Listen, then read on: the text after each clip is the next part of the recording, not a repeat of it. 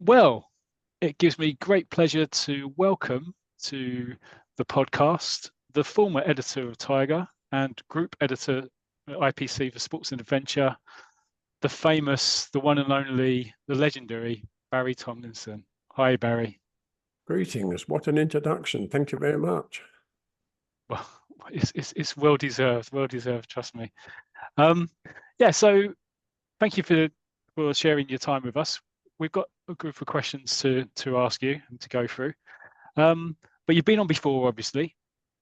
You're on, it's come up to 3 years ago now. Episode 6 for listeners who haven't listened to it yet. And on that episode, we touched on your whole career within the comic industry. What we're going to kind of do is just really focus on primarily Roy the Rovers really today. But since you were on back in April 2021, what have you been up to recently? Well, I've been writing my third book. The first two books I wrote were about the world of comics. The first one, as you know, was about Roy the Rovers, and the second one was about the other comics I edited. But this third book is my life story, what I did before, during, and after the world of comics. So it covers my time at school, my time in the police cadets, my 2 years national service, then the world of comics, and what I did afterwards. So it's a fairly comprehensive thing, and written with some humor, hopefully. All I've got to do now is to find a publisher. Oh, right, yeah. Well, I mean, that sounds fascinating stuff because, yeah, I mean, I've obviously got both the previous books. So, I mean, that one will definitely add some further colour to the story. How's that getting on then, finding a publisher? Clearly not yet, but any good conversations? Not very well, no. But when you write to a publisher, you probably know that they say, well, look, if you haven't heard within 16 weeks, we're not interested. So you send it off and you sit back and wait 16 weeks and nothing happens. Then you write off to another one. And so it goes on. So all the contacts I used to have are faded away, unfortunately. So I'm having to start afresh. So hopefully someone somewhere will be interested. And if anybody's listening who knows a publisher, who is a publisher, well, my books are very much available. Can I ask, actually, Barrie, sorry to interrupt, Matt, but I was wondering, maybe have you by any chance thought of contacting Rebellion themselves, you know, the publishers that have done the recent reboot of Roy? Yes, they're the first publisher I contacted, in fact, and they did say no at that time, but I'm thinking of going back to them after, 2 or 3 years and say, look, maybe it's the right time now. Yeah, and as you say, maybe today's podcast might be the impetus for that, and how fantastic that would be. Let's hope so. I won't pay you a commission, though. It's almost like we have got David Skew back on the show. That's a bit awkward. Never mind. Thank my money already. You know, wherever it's being sold, I'll buy it. Thank you very much. Absolutely, absolutely. I was going to say there's definitely 3 people on this podcast that would purchase that book, Barrie, and I think there's thousands, well, certainly hundreds of others on the Facebook pages that read all of our info and follow you on Twitter as well, I believe. So I'm sure there is a lot of interest out there. Yes, I'm very pleased the way my Twitter or X account is going. Yes. I've got 6,000 followers now, and it's fascinating to talk to people who used to read the comic and to get their views and their memories. And it's very nice indeed to have those sort of conversations. It is, and I mean, I'm one of the ones that, as you know, follows you on there, and seeing some of the stuff you post on there, like you posted a lot of stuff over the Christmas period, some of the old comic front pages and some of the stuff from your archives. It's fantastic stuff, particularly around, I guess, the Roy the Rovers, like from when you first talking about creating the comic back in '76, when it's actually got the football paper. It doesn't even mention Roy the Rovers, it says the football paper. It's just amazing stuff. Yes, because at that time they'd asked me to produce a new football comic and no one had thought of calling it Roy the Rovers, and it was some weeks later that the idea came to me that was the best way of doing it. Yeah, that's great. And that leads me on to the question really on that is, I mean, I suppose with hindsight and looking at the great success the actual comic was, it's almost like a no-brainer and almost like, well, why wasn't it done? But it must have been a bit of a risk at the time because Tiger was so popular, and Scorcher had just finished a couple of years before, which was football only. You know, those first few weeks when you published were the Rovers. You know, that must have been quite a I don't know, not nerve-wracking, but it must be really interesting to see how it kind of took off. Can you remember those first few weeks? Yes, I was fairly confident that the Rovers title would do okay by itself.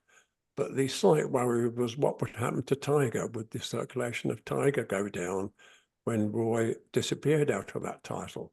So to start with, we ran the Roy the Rover story in both comics and then gradually faded it out of Tiger.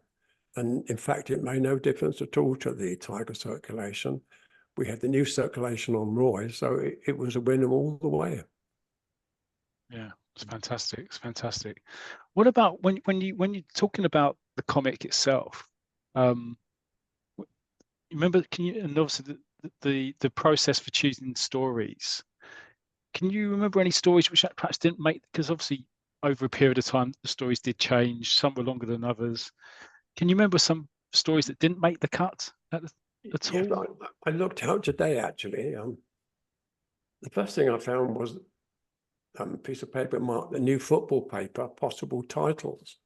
And there's a list of titles that we were considering, and that was Triumph, Soccer Star, Star Soccer, Champion, Winner, Football, Kick, Dynamite, Power, and Thunderbolt.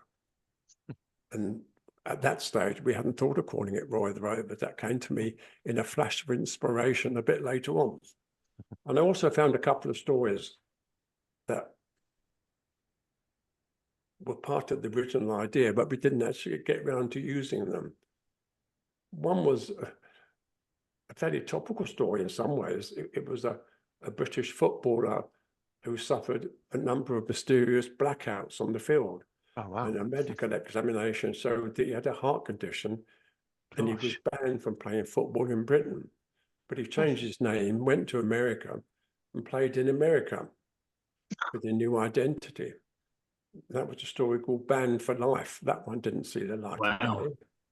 As you say, Barry, that's quite amazing. Looking back all those years, that was potentially going to be in the first edition back in 1976.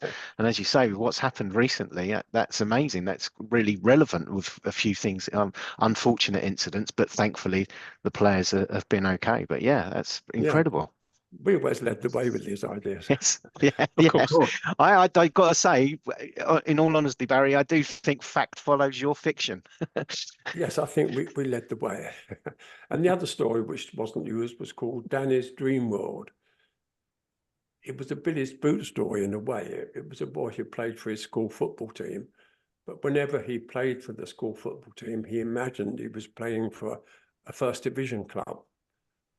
Because it was first division in those days. Yeah, of course. So we showed what he was thinking in the picture story. And all the action that took place on the school football pitch, we showed it in a big stadium in the first division. Wow. Brilliant. That is just absolutely brilliant. You know, every youngster out playing football in the road imagines they're playing for, you know, a top club and scoring the winner in an FA Cup final. And to actually, you know, have a storyline and see what he's daydreaming and see it that way, that was a brilliant idea. Well, as it says here in this idea I typed out the synopsis, it said there will be very good reader identifications with this story. Yeah. Yeah. Of course, sometimes the dreaming would get him into trouble.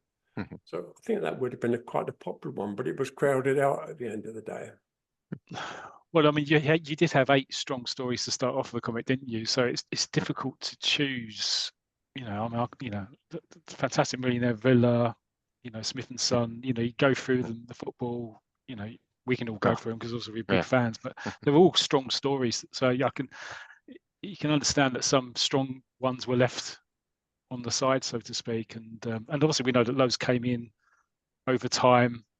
It must have been really quite hard to choose, really, and I suppose some of it is you just try it and you see what the the reader feedback is, and that's what you did so well, didn't you? Look, you know, got people to rate them out of 10 and give their feedback. That was a fantastic idea.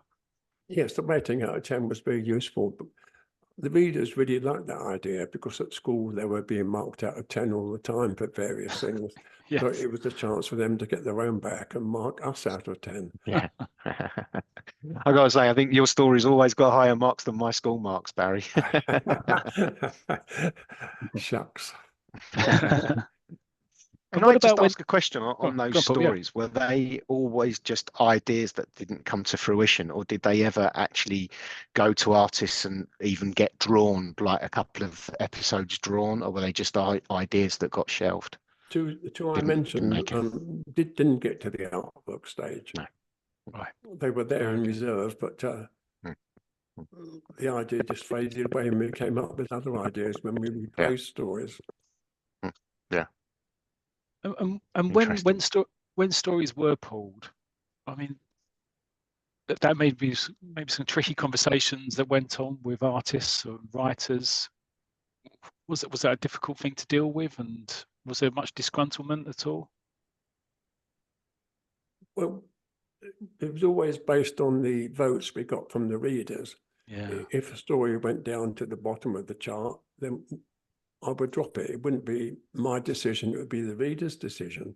Yeah. So we always kept them happy. But it was a difficult thing when you decided to drop a story after quite a long time. Going back to Tiger, the story Skid Solo in Tiger, which ran for years and years and years. And I knew the artist and the writer very well. And I had to break the news to them. And that was one of the most difficult decisions I had to make. Not so much for the writer, because writers can write scripts fairly quickly, fairly easily, but an artist, it's a week's work to do one installment of a story like Skid Solo. So it was particularly a difficult decision, but once we decided to chop a story, then I did my best to make sure that we gave the contributors other works on other titles. Yeah, sure. And we can see that, can't we? Because we know that through our knowledge and research that it was the same artists were kind of moving around and working different stories and different publications, weren't they? So hopefully they could pick up on work. We had some very, very good artists. Looking back now, we had the best of the best. And the same with the writers. We had very good freelance teams of contributors. And as an editor, I was very lucky to have those people working for me. Yeah, definitely. And that's why I just may mention, that's why, nowadays it's still remembered, still loved, part of the terminology of football, really. And it wasn't one of those little comics or strips that just faded away. It's part of the lexicon now, isn't it? And Yes, very much so. I mean, real Roy the Rovers stuff is a phrase you still hear mentioned quite frequently. Yeah, definitely. It's incredible. It's an incredible legacy, isn't it? It really is. Thinking about the design of the comic, what I've realized is that the running order wasn't always the same, was it? I mean, obviously Roy would be in the center pages color spread, but was that a purpose thing, that sometimes some stories would be at the front of or towards the front of the comic and some to be towards the back? Or did you notice that the more popular ones would be towards the back? Was any sort of analysis done on that? Or no, I just wanted to make each issue look very fresh. So repositioning the stories gave a different look to each issue. It wasn't done in ways of popularity or anything like that. It was just the fact that I wanted to vary the look of the comic from week to week. Right. Okay. Yeah. And I see it, some stories would be, say, 2.5 pages, say like The Hard Man, for example, Tommy's Troubles, typically.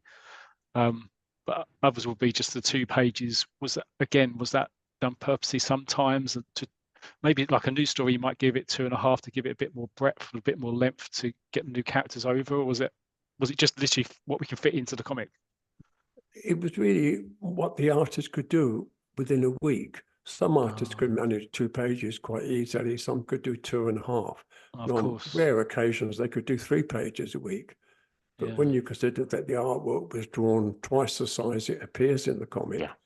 a lot of work goes into a page of artwork. And to get an artist to do 3 pages, plus other work he might be doing, it was quite difficult. So there weren't that many stories that were 3 pages. Quite often it were 2 or 2.5. Yeah. And if a popular story was worth more space, then I would consult with the artist to see if he could manage it or not. And I mean, yeah, you saying that around the artists and how much work. I mean, obviously, David Skew is a big friend of the show. He's been on the podcast a few times, and hearing from him firsthand how much work went into it, I can kind of see that it was huge undertaking of work, and sometimes he said to be up against deadlines, and it's tough going, wasn't it, for some of those guys? Yes, I had to be the tough guy quite often and make telephone calls to artists who were running a little bit late. Yeah, of course. I had the reputation of never sending a page of artwork late to the printer, and I was very proud of that record. And that record stayed until I produced Scream, which was another story and had lots of problems, and that was late going to the printer. But certainly Roy the Rovers, Tiger, no problem at all. We got there on time. When I chat with you and with David Skew, we can talk about his excuses for being slightly. He was the king of the excuses. I was going to say, Barry, I'm not sure we'd have enough time. Episode 704's lined up then.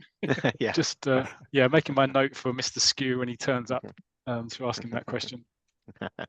I think I might have mentioned in a previous interview with you that I'm a huge, huge fan of Scream, and I may touch upon some questions on that when you return, if that's okay, because I've just recently managed to get all of the issues after all, and they really sell at a high price. So I'm so proud that I've managed to get all of the issues. But yeah, we'll come back to that in the future.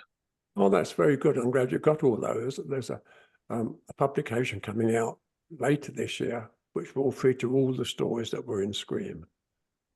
Wow. Oh, wow. Oh, wow. Like I said, I've done the introduction. But you've got the originals. That's more important. I was going to say, yeah. I mean, now I've got the originals. I've got the collected works. I've got when it then came back in Eagle, so on and so forth. I won't bore you. Let's get back to Matt's questions. I apologise. Yeah, just a couple. Yes, thanks, Gold. Just a couple more from me. Yeah. Barry, then I'll pass you on to Gold to ask some questions.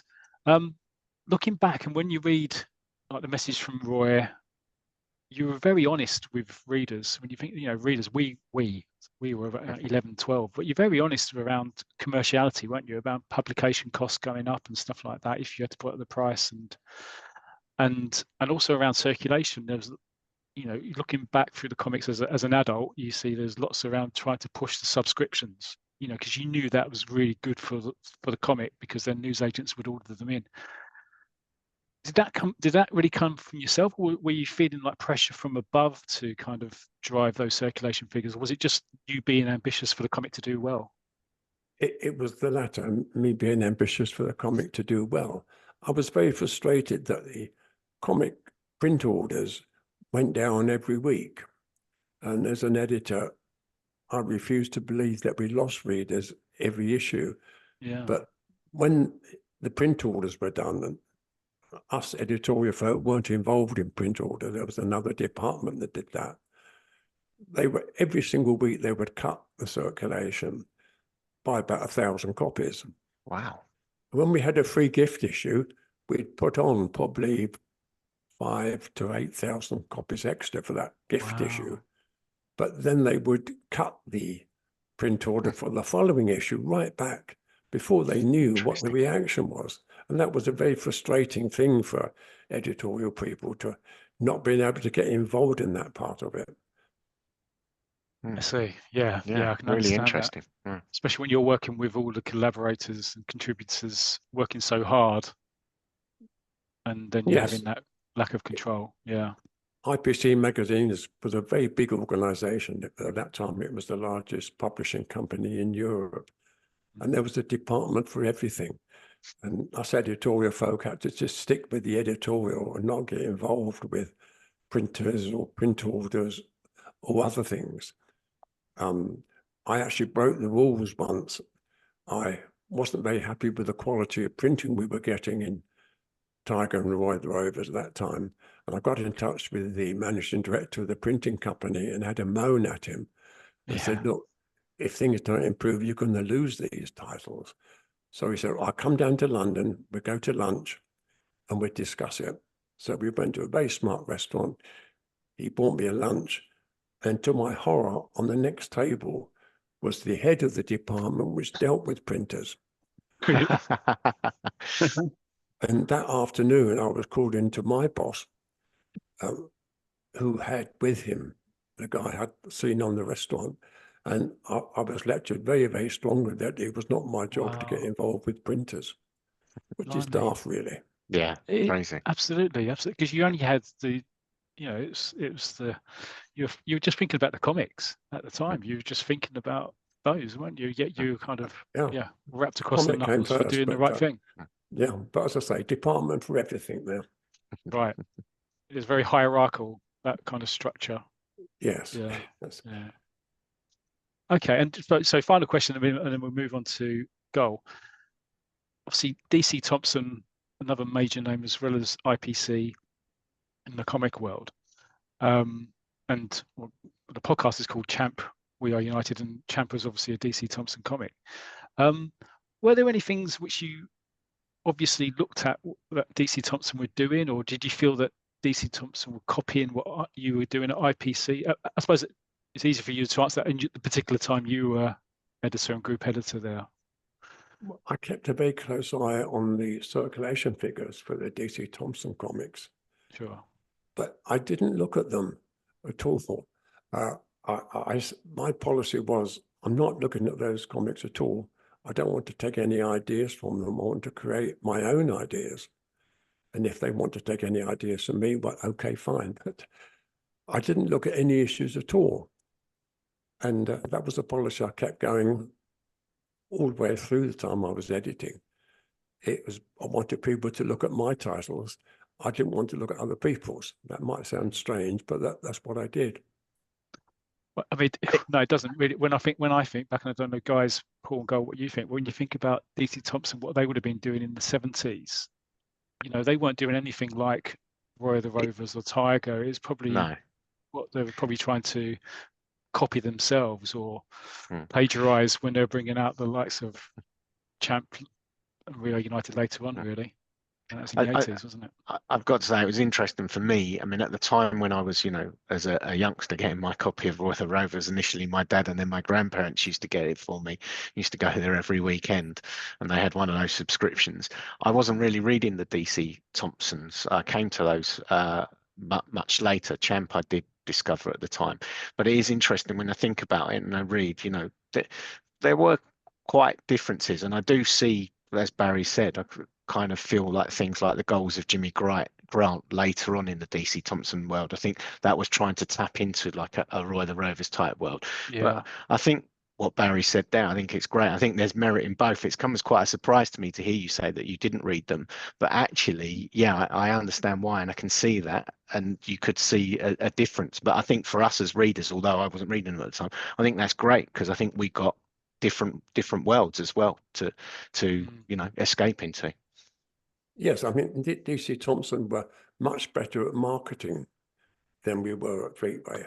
Right. That was another frustrating thing, seeing the amount of merchandising they were doing, and we weren't doing anything. But once again, it wasn't my job to organise that. Yeah, but then I suppose the strength you had, and I know we're not going to touch on this now, but we have done it in the past, and in your books, you know, you cover it as, you know, you were basically a PR genius, weren't you? Because you managed to get lots of publicity, virtually very minimal spend, but you did that off your own back, didn't you? Really? You know. Yes.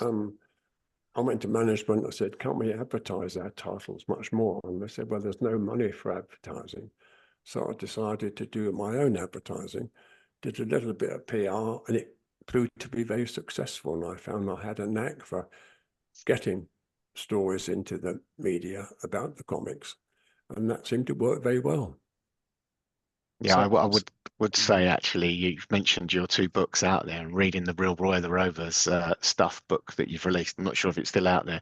If anybody hasn't got it and you want to hear about those exploits, they're brilliant to read, and they're covered in that book really well, Barry. And I thoroughly enjoyed reading how you got in touch with so many of these football stars and other celebrities as well. It was a wonderful thing to edit Tiger and Roy the Rovers because they had a good reputation. But even before I became editor, they had this great reputation. And I found I could go to people and mention Tiger, Roy the Rovers, and they'd be quite happy to do things for us, which perhaps they wouldn't want to do for a national newspaper. Yeah. Absolutely. They Yeah, open doors, definitely. isn't it? They open doors. Yeah, for sure. Yeah. Okay, thank you. Goal. So I'll pass over to you. You've got a few questions to ask about the Hard Man. Yeah. The Hard Man was one of my favourite stories in the comic, and I've got a few questions. Oh, okay. I should have asked those ones. Is Yeah. the check in the post?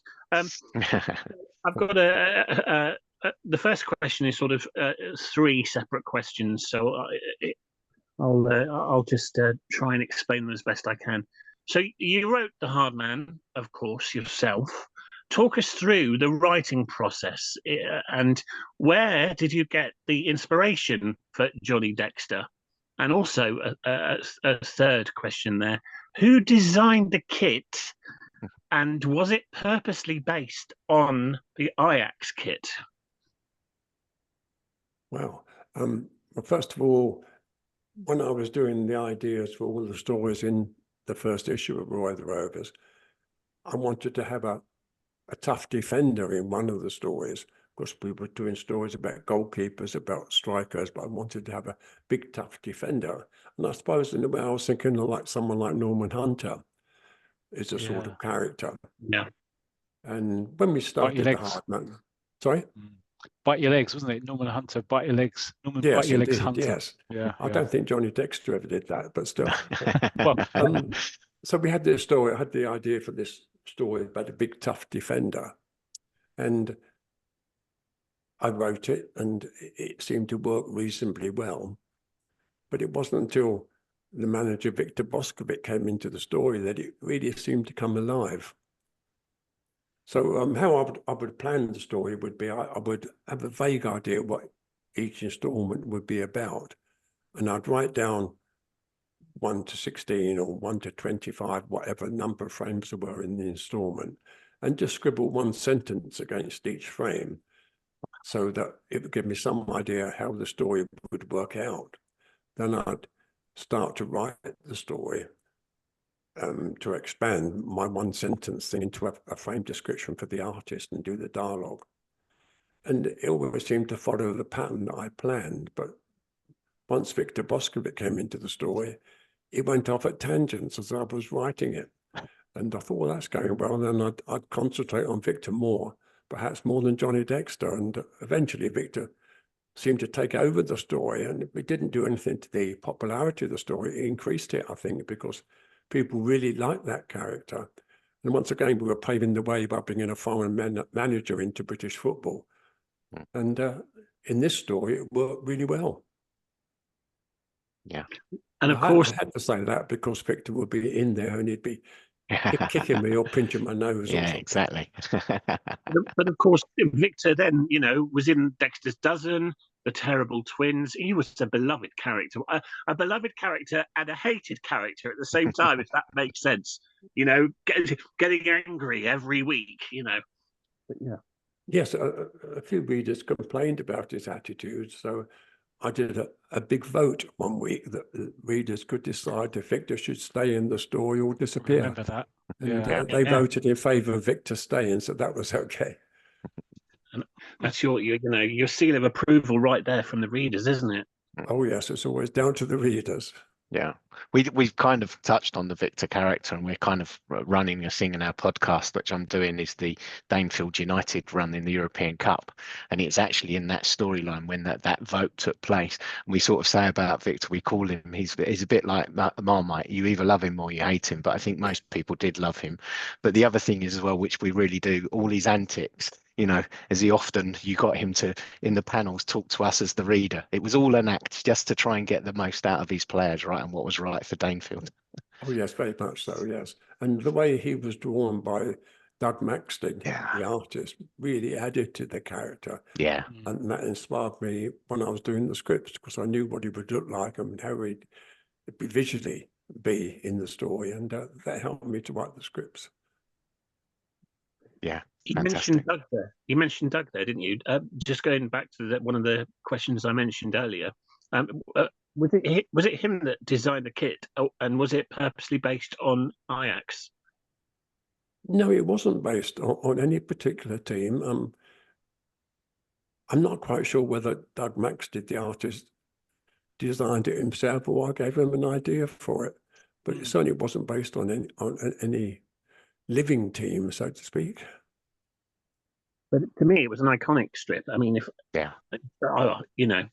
it's just purely coincidental that it looks like the Ajax kit. But to me, it's always Danefield United, and that's the end of it. Yes, well, maybe we came first. I'm not sure. Everyone copied Roy the Rovers. The Roy the Rovers. Exactly. Everything comes from that. Even the storyline where there was goal line technology in in a summer tour, I think. I mean, that was decades before VAR. Yeah. Yeah, but anyway, a lot of things which people sort of poo-pooed at the time. When we had the earthquake in Manchester and Rovers were playing all their matches at Wembley, people said that's ridiculous. That will never happen. Sure enough, a few years later, it did happen. Yes, right. Well, in all fact, I mean, you had Arsenal played their Champions League games there, and then of course Tottenham when their stadium was being rebuilt. So amazing. Yeah, you're right. That did seem crazy at the time. It must have been Roy the Rovers readers. Yes, it's probably where they got the idea from, Barry. Yes. An interesting fact that was covered in the Roy Race Talking at the time of that storyline. Seeing as the others have mentioned, Wembley League games. Interestingly, in 1931, the only team to have ever played their league games at Wembley was Leyton Orient, who had to go there after complaints of safety from my team, Torquay United. Now, it wouldn't be a podcast if I didn't mention Torquay United, but that's a fascinating fact. Well, that's amazing. We were second then, not first. But it was, it was mentioned in the Talkings, so that's where I learned that fact, and it stayed with me ever since. Wow. The Talkings were a great, were a great feature, weren't they? They were excellent. Yeah, they were. Okay. For ongoing storylines, did you bounce ideas off others, or just purely go with what came in your head? I was very conceited, I suppose, and did it all myself. I didn't bounce my story ideas off other people at all. I just sat down and wrote them, and it was the readers who judged the storyline, of course, anybody else. So no, I was perhaps supremely confident at the time that I could produce stories which are popular. The man, the legend, Barrie Tomlinson, and he's on the podcast. I can't believe it. So, I'm talking to you right now. I've got a few more quick questions. How long in advance did you have the storylines planned out? And would you insert other things ad hoc as it went on, or just as it was planned out? Well, I'd have a meeting with the writers, in some cases once a year, or in the case of Roy the Rovers, it would be 2 or 3 times a year. And we'd sit down, Tom Tully and myself would sit down and discuss what was going to happen on the pitch and off the pitch. We'd have to decide which competition we were going to concentrate on the pitch, and what antics Roy would get up to off the pitch. And it became a bit of a soap opera off the pitch, with true-to-life action on the pitch. And Tom and myself would sit down, as I probably mentioned to you before, we'd sit down in the office in the morning for a couple of hours. Then we'd go to lunch for maybe 2 or 3 hours and continue our conversations over lunch and a bottle of wine, and in Tom's case, a brandy and a cigar, and then get back to the office again late afternoon and finish off. And it would be a very enjoyable day, but a very productive day. We were on the same wavelength from what was needed in the Roy the Rover story. And that seemed to work very well, that relationship. I've got to say, it sounds like an absolutely utopian world to me. Going for a lovely lunch like that and getting to talk about comic books. Yeah, fantastic. And storylines. I had a very good expense account. I was very lucky. Yeah, brilliant. I mean, I know we touch upon this regularly on our podcast, and I know the listeners can't see this, but you can, Barry. As you can see, Paul there has everything ever in the comic world collected. You can only Yes, see I'm having a good look on what's there. Yeah, there's not, unfortunately you can't see all of them. Unfortunately, my early Tigers, they're too big for my display cases, so they're in a box just down there. But I've got every edition of Roy the Rovers. I'm trying to get all the Tigers as well, and yeah, I've got quite a few of the old some of the DC Thompson titles as well. So yeah, that's brilliant. I shall finish off with 2 more questions and then hand over to Paul for his questions. Real Grandparla. Now, I loved that era as well. And this is quite a talking point that we bring up in the podcast a lot. What were their colours? What was the strip colours? Do you remember? No, I'm sorry, I don't. It's an eternal thing then. We will never know. Yeah, I should remember all these things, but some items I can think of very clearly, and other items have faded away. The thing is, Barry, the reason why we asked the question is because they're never in colour. So, exactly, so yeah, you probably don't even remember because there never actually was a colour. So if that makes sense. They're always in black and white, weren't they? Real Grandparla. Yeah, but they were on the cover. It must have been on. No, trust me, we have looked. I've gone through my complete collection, and it is quite funny because the famous cover is when Johnny originally signs for El Grandparla, and he's on the cover, but he's in plain clothes, being greeted by the Spanish press. And trust me, it's one of those questions that's always asked on the Facebook pages and things. And yeah, it's. But I think there's an element. It's great that it's always going to be shrouded in some mystery, right? Right. So we can imagine how it wants to be. Green and white, because no one would know. Yeah, exactly. No, we would take your word as gospel, Barry. Trust me. What, green and white? Green and white. That's fantastic. So everything going forward in the next 50 years, any researcher will now know that we made it up. My final questions are. Johnny moved quite early on in the storyline to Real Grandparla. Did you ever think of leaving him there longer? And also, can you remember, I know you touched earlier on about storyline strips that didn't make the cut, but can you remember any storylines that didn't make the cut, if there were any, in the Hard Man? Not really, because it would have be myself who thought them up, and and it'd be yourself telling yourself it's no good. there'd be nobody to cut them. But I think perhaps the Grandparla story wasn't going as smoothly as the Danefield story did, so I don't think I kept him there too long. Okay. Yeah, that's fair enough, but yeah, I love the whole series. So you know, whether it was Danefield, Real Grandparla, whether he was at Burnside Athletic in Dexter's Dozen, I loved it. Anyway, yeah, can I just mention one thing before I hand over to Paul that sticks in my mind? One of my favourite, if you can call it that, moments in the whole strip was, this sounds a bit negative, but you'll understand me in a second. There was a fire at Danefield's ground, and very soon after, maybe the match after, a floodlight collapsed down onto the pitch, having been weakened from the fire. And it was a whole one-page artwork of it coming down, and it still sticks with me in in my brain. I'll never forget that. It was one of my favourite moments. I must be evil, to be honest. But yeah, yes, I loved that. I can remember that very clearly. That storyline. Visually, again, Doug Maxted produced it really well. Oh, it was brilliant. Yeah, because there was the fear in the players. You could actually see that it was coming down. Obviously, you didn't see it come down on the players, but it was. They were looking up, and it was coming down on the players. I'll never forget that moment. So, yeah, thank you to both of you. Oh, I'm glad we created something which you remember so clearly. Of course, no real life football club has copied that yet. I don't think. Not yet. Not yet. Still out on the lead on that one, Barry. There's still time. With climate change, you never know. But that's my questions. Thank you, Barry. Thank you very much. I love The Hard Man, and I'm very happy that you answered those. Over to you, Paul. Cheers, Goal. Thanks very much. Well, I'm not sure you can necessarily enjoy these questions so much.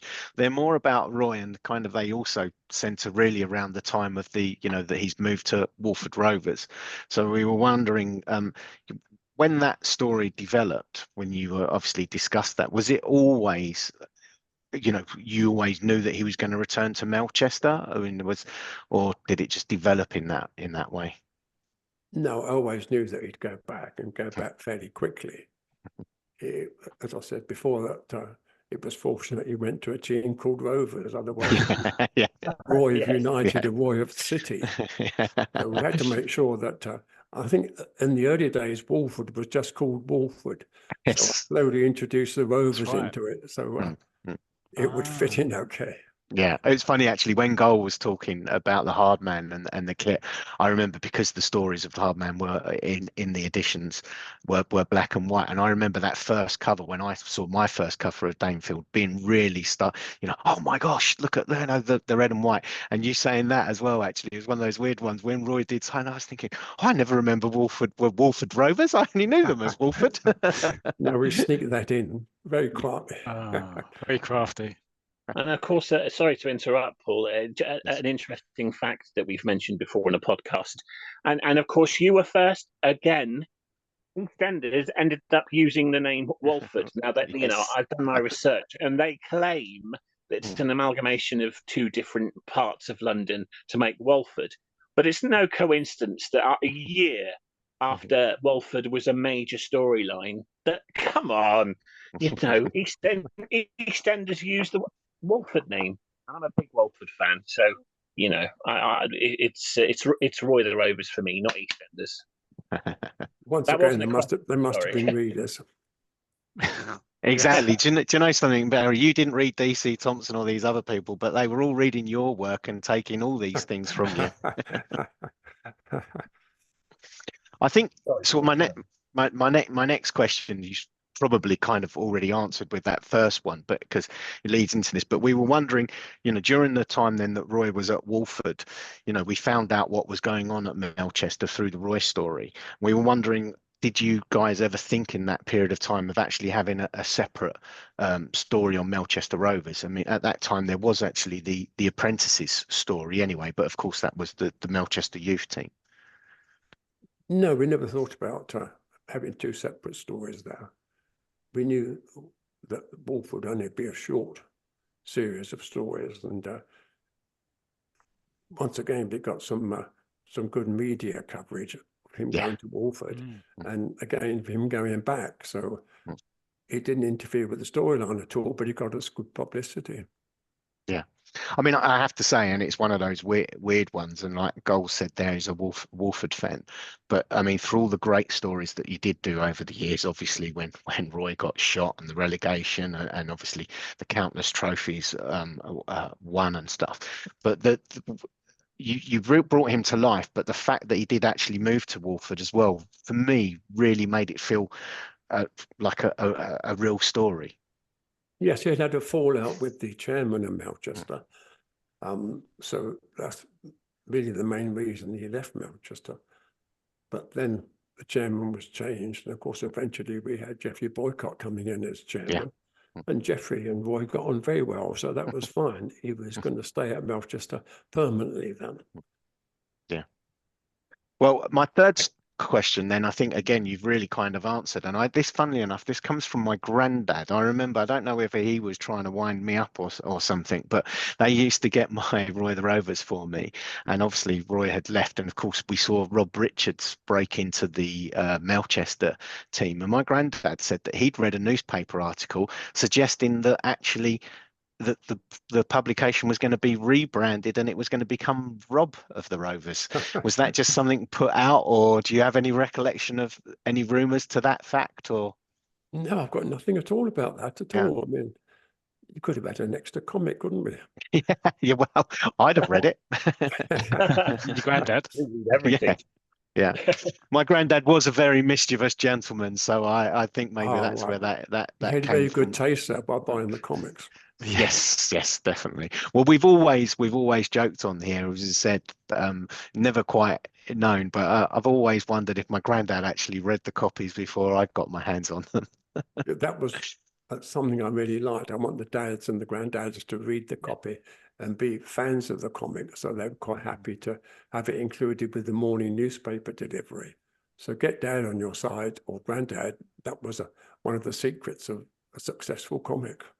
Yeah, for sure. Yeah, I mean, I'm known for this. I'm going to go off on a slight tangent, but people that listen to the podcast know I've mentioned this. But my dad, I got my first edition of Roy the Rovers, and my dad was going to the barbers, and I think he just purchased this comic to give to me so that I sat quietly in the barbers, and I could obviously see that I was taken by it. But the other side of it was I was really, as a youngster, struggling to read, and books just didn't interest me, and I didn't understand why people would read, and I was very lazy. But with the pictures and the comic, the stories, honestly, Roy the Rovers really for me is so special because it's what helped me and started me really reading. So, well, that's good to know. That's very rewarding to know that. We had lots of letters from teachers saying to them they were so pleased that they were reading these comics because they're very much a teacher by or parent by, and teachers were enthusiastic that the children read something. If they read comics, that was a start. Yeah, and I can honestly say for me, and I think that's, as you said, my dad's not interested in football at all, but he could obviously see that the effect the comic had on me, and that then it certainly became a weekly purchase. And as I say, many years later, then my grandparents took up the reins and got it for me. So that's brilliant. And it just goes to show how much part of our lives that all of these things have become. I know we're supposed to be interviewing you, Barry, but we're adding a lot of our anecdotes and our memories, and it's because they're so important to us. And you know, and we reminisce about them. And here we are, you know, we're on over 60 podcast episodes because of our love of Roy the Rovers and Champ and all of the others. You know, it's wonderful to be able to interview you. Well, I spoke to Roy about this, and he's over the moon, of course, that you were doing these features on the comic. Oh, but my heart went funny then. That's one of the greatest things I've ever heard. I mean, and it's great to hear that, but can you just ask him to reply to some of my emails, please? Because he's a bit slow in getting back. Brilliant. I think Matt might have pre-warned you on this, and I'm not sure you got an answer for this, but this is kind of my last question. We're in March 1979, we're really testing your memory. I think maybe sometimes. Yeah. So in March 79, Rovers ran out in a plain white strip, and the reason was given from Roy that the crowd it was a temporary one until they found a sponsor and design a new kit. And a few weeks later, that the normal strip came back, but then the strip wasn't changed until 1981, where the goalie strip was launched.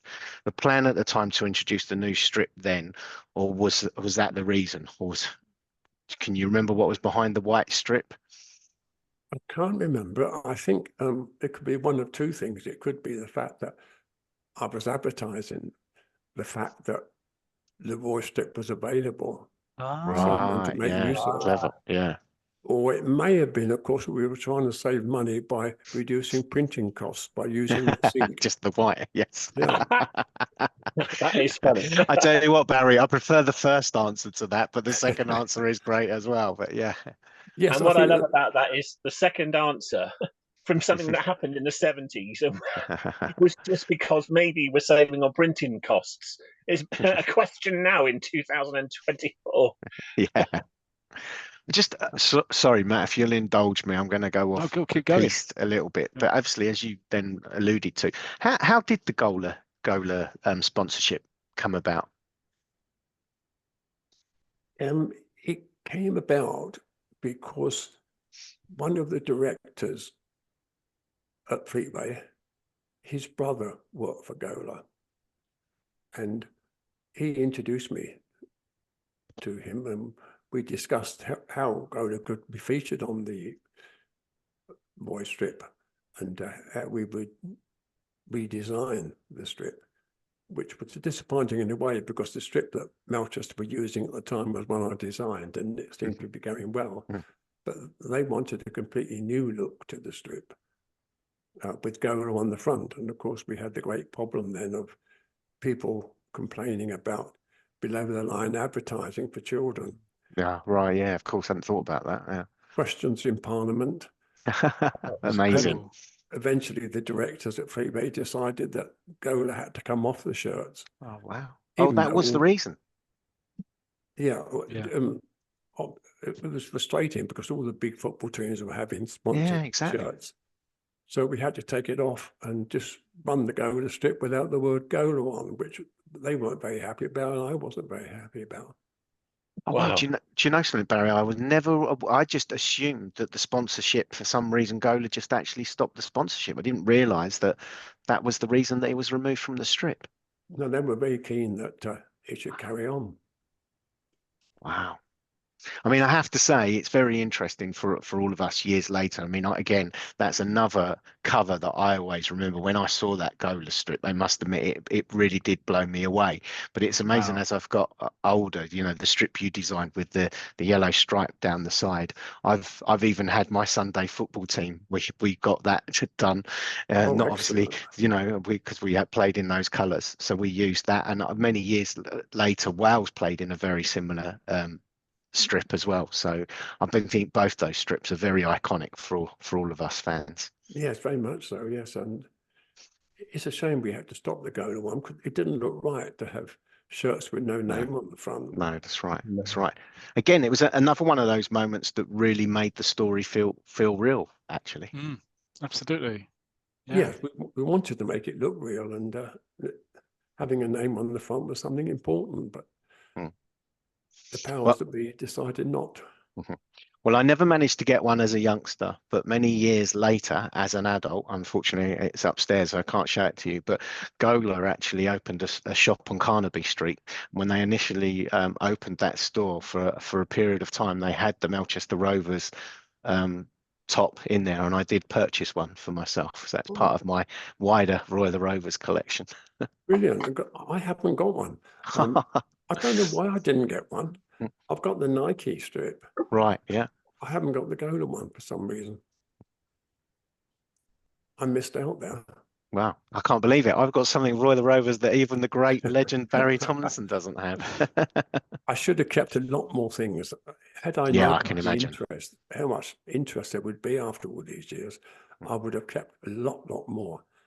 And when I was editing, I would have grabbed things in the office and hidden them away at home so that I could have them for later years. But I never realised. I haven't even got a typewritten copy of the script I wrote, and I wrote thousands of scripts. Wow, yeah. I got a single one. Wow. Yeah, that really is a shame. That really is. That breaks my heart, actually, Barry. Me too. Yes. Well, that's all my questions. Obviously, you know me, Matt. I went off on a couple of tangents, but I managed to keep most of it in check. But I'll hand back to you. Okay, that's great. Thanks a lot, Paul. And yeah, Barry, just a few more really. Yes. So the annuals, obviously, every year, you know, the clue's in the title. There's an annual. How important were they to like the sports and adventure group, you know, the IPC group, you know, compared to the weekly comics? I'm thinking kind of revenue wise, because obviously there's different teams working on them.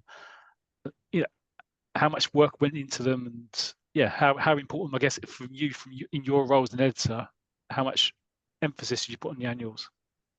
Well, when I first went to Fleetway as a sub-editor, there was a separate department for annuals. They were produced by this department, away from the weekly comics.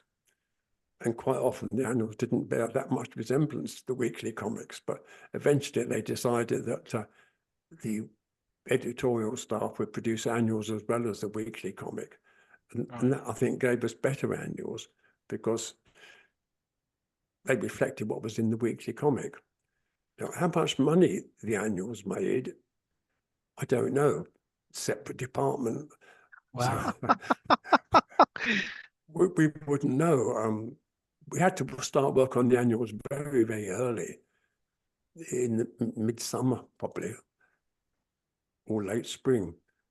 It was a chance for us to try out new contributors because most of the artists were fully booked during the weekly comic. So we brought in some, it was a chance to look at new artists and perhaps new writers.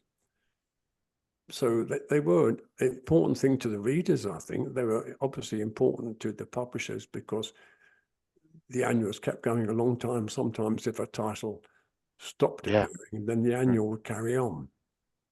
That would partly be because the annual had already been produced. That's such an interesting point. I never thought about it like that. That sometimes you would see stories returning in an annual that had stopped in the weekly strip, but of course pre-planned.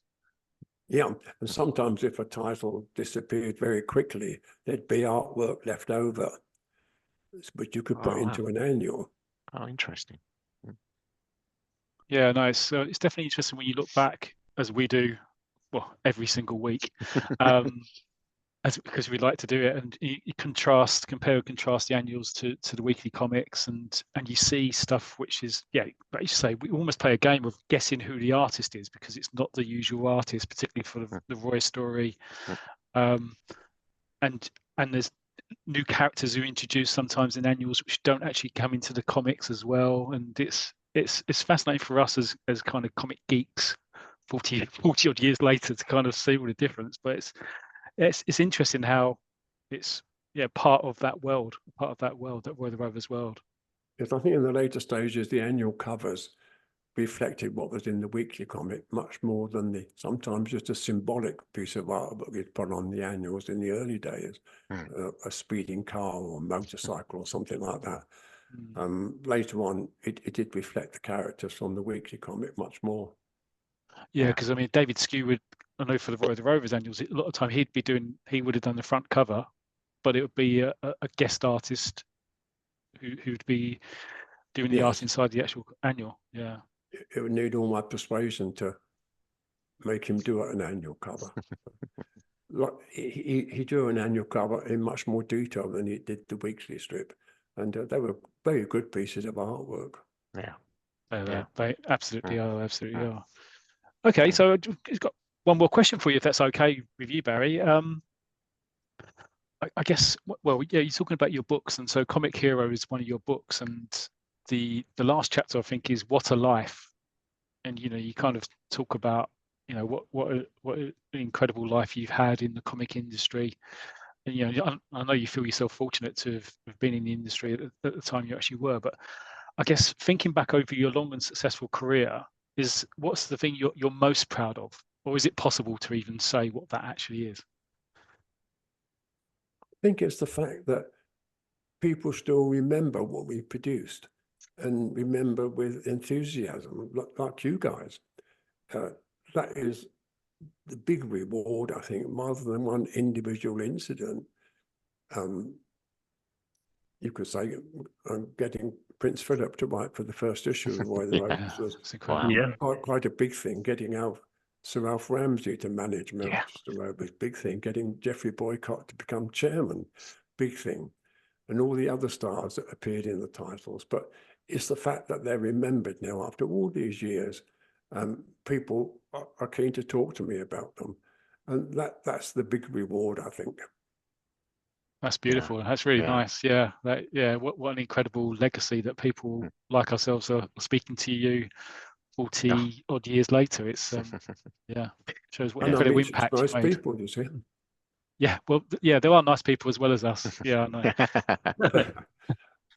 No, we pore over them, don't we? And the discussions we have about, ridiculous, whether or not back in the day when you were producing these comics, if you really thought that years later we'd be, like, what the colours that Real Gran Parla were playing in, and who remembers the matches against, Danefield and FC Brilla and all these fantastic stories. And trust me, there's a whole community out there that we just still can't get enough. And I think for us, actually, it's a shame that they just didn't and carry on and were still going strong, because we thoroughly enjoyed every minute of it.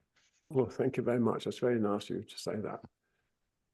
Yeah, that's And nice. it's good, as I say, that so many people follow me on Twitter, on X, and you'll find me there, and there's lots of chat about the world of comics.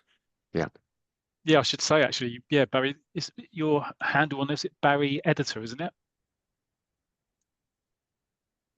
It's at Barrie Editor 1. Figure Barrie 1. Editor 1.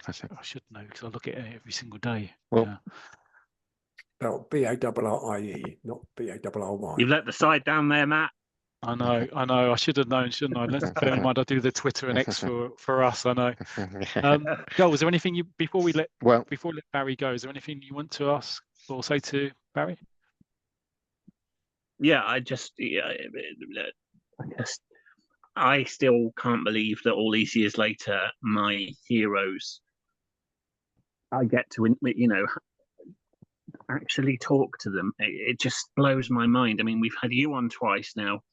We've had Pete Nash, the striker creator, on twice. We've had David Skew on, I think I've lost count now, 4 times. And that's mainly because he never shuts up. But I'm humbled that you give up your time to come on, and thank you for all the memories. Oh, it's my pleasure. I really enjoyed it. Matt? And yeah, I suppose, Paul, did you want to add anything? Or? Well, I was just going to say, Barrie, I know, and we're really looking forward to that. I believe you are coming back and doing a joint episode with David.